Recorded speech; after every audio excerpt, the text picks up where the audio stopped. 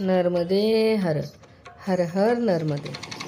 नर्मदा परिक्रमा खरोखर एक सुंदर अनुभव आहे. सृष्टी निर्मितीपासून अनेक प्रलयांची साक्षी असणारी आणि पुन्हा सृष्टीच्या अंतापर्यंत सतत वाहत राहणारी जीवनदायिनी म्हणजे नर्मदा. नर्मदा तीराचे महात्म्य सगळ्यात आगळेवेगळे आहे. नर्मदेच्या तीरावर अनेक ऋषी, मुनी, गंधर्व, देवी, देवता यांनी तपश्चर्या केली आहे आणि त्याचेच फलस्वरूप नर्मदेच्या तीरावर अनेक शिवलिंगाची स्थापना झालेली आपल्याला पाहायला मिळते. पुरातन काळांपासून या प्रत्येक शिवलिंगाचे महत्त्व वेगवेगळे आहे. नर्म म्हणजे आनंद आणि दा म्हणजे देणारी, अशी ही आनंद देणारी शिवकन्या. नर्मदा परिक्रमा करणे म्हणजे देहबुद्धी जाळण्याची दिव्य साधनाच होय.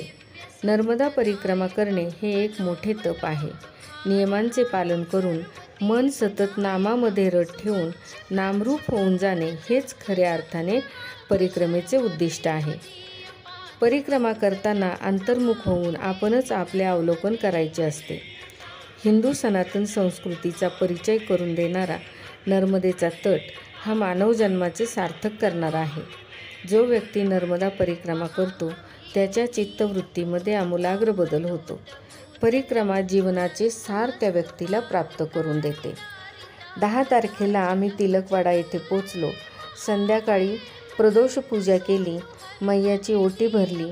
त्यानंतर वासुदेव कुटीर येथील रामेश्वर महादेव या ठिकाणी पूजा करून संकल्प केला. त्यानंतर आम्ही आमच्या राहत्या ठिकाणी आलो. दुसऱ्या दिवशी पहाटे 4 वाजता परिक्रमा सुरू झाली. तिलकवाडा ते रामपुरा आणि रामपुरापासून पुन्हा तिलकवाड्यापर्यंत अशी परिक्रमा पहाटेच सुरू झाली. देशभराच्या कानाकोपऱ्यातून खूप भाविक नर्मदेची परिक्रमा करण्यासाठी येतात. पहाटे 4-4:30 वाजल्यापासूनच रस्त्याने परिक्रमावासियांच्या घोळकेच्या घोळके नदी तीराकडे जाताना आपल्याला दिसतात. नुसता फक्त एकच आवाज, नर्मदे हर, नर्मदे हर. आणि प्रत्येक शिवमंदिरात जाऊन त्या ठिकाणी पूजन केले जाते. अतिशय सुंदर आणि रम्य असे वातावरण पहाटेच्या वेळेस परिक्रमा करणाऱ्यांमध्ये दिसून येते. ही आमची नर्मदा आणि आमचे भोलेबाबा. नर्मदेच्या तीरावर एक मोठी गंमतच आहे.